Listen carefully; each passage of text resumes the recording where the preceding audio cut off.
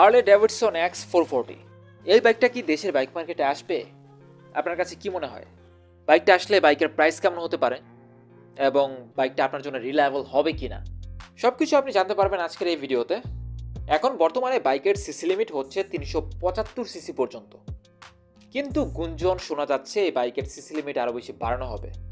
আর বাইকের CC limit বাড়ানো হলে অবশ্যই বাইকটা দেশের বাইক মার্কেটে আসবে।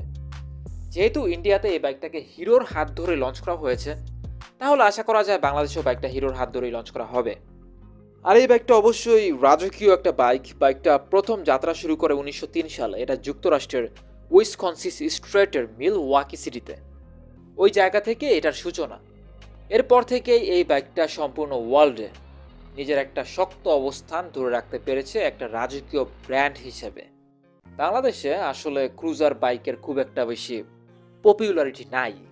মানুষ স্পোর্টস বাইক এবং কাজের জন্য কমিউটার বাইকগুলো বেশি প্রেফার করে। কিন্তু আস্তে আস্তে আশা করা যায় ধীরে ধীরে ক্রুজার বাইকগুলোও দেশের বাইক মার্কেটে নিজের একটা অবস্থান তৈরি করতে পারবে, এটা আমি আশাবাদী। এখন এই রাজকীয় বাইকটার পাওয়ার এবং টর্ক নিয়ে আপনাদের প্রশ্ন থাকতে পারে, এটা কতটুকু পাওয়ারফুল? এই বাইকটার পাওয়ার প্রডিউস ক্যাপাবিলিটি হচ্ছে 27 বিএইচপি এবং টর্ক ডেলিভারি ক্ষমতা 38 নিউটন মিটার, যেটা আসলে একটা 440 সিসি বাইক অনুযায়ী হিউজ। বাইকের টপ স্পিডও নেহাত কম না, এটা 170 কিলোমিটার প্লাস। একটা ক্রুজার বাইক থেকে আপনি এর চেয়ে বেশি টপ স্পিড আশা করতে পারেন না। আর বাইকের ব্রেকিং সিস্টেম যথেষ্ট স্ট্রং হবে। ডুয়াল ডিস্ক ব্রেকের পাশাপাশি থাকবে ডুয়াল চ্যানেল এবিএস। এজন্য ব্রেকিং বাইট নিয়ে ইউজারদের আশা করছি কোনো প্রকার কমপ্লেইন থাকবে না। তবে এই বাইকটা সিটিতে রাইড করার জন্য একেবারেই অনুপযোগী, বিশেষ করে আমাদের ঢাকার রাস্তায়। কারণ এই বাইকটার ওজন হচ্ছে 190 কেজি।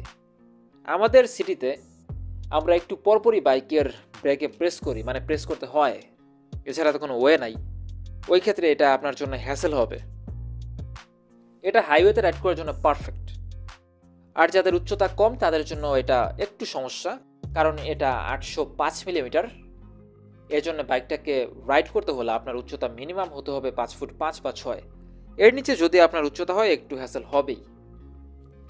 এটা হচ্ছে হার্লে ডেভিডসনের সবচাইতে ছোট বাইক, সিসির ক্ষেত্রে, সিসির দিক থেকে এটা সবচাইতে ছোট একটা বাইক। বেবি বাইকও আপনি বলতে পারেন, কিন্তু আমাদের জন্য এটা হায়ার সিসি, এটা বলতে হবে। এখন যাই হোক, এই বাইকটা আসলে বাইকের প্রাইস অবশ্যই বেশি হবে। আর এই বাইকটার সার্ভিসিং কস্টও বেশি হবে, যেহেতু হার্লি ডেভিডসনের বাইক, এটা আপনার বুঝতে হবে। আর বাইকের মাইলেজটাও কম হবে। এগুলো হচ্ছে বাইকের ডিসঅ্যাডভান্টেজ। এখন বাইকটা আসা পর্যন্ত আমাদের ওয়েট করতে হবে। আর নেক্সট কোন বাইক সম্পর্কে আপনি জানতে চাইছেন অবশ্যই জানাবেন আমাদের ভিডিওর কমেন্ট বক্সে। আল্লাহ হাফেজ।